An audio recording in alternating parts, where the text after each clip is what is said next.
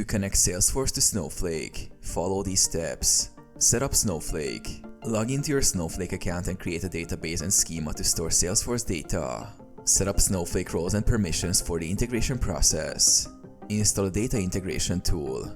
Use a data integration tool like Fivetran, Matillion, or Stage that supports both Salesforce and Snowflake. Alternatively, you can use Salesforce APIs to connect directly to Snowflake via custom scripts. Connect Salesforce to the integration tool. In your integration tool, choose Salesforce as the data source. Provide your Salesforce login credentials and grant the tool access to your Salesforce account.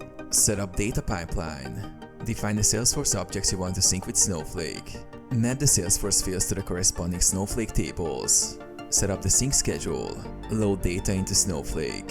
After configuring the connection, run the data pipeline to start loading Salesforce data into Snowflake. Monitor the integration process and check the data flow in Snowflake.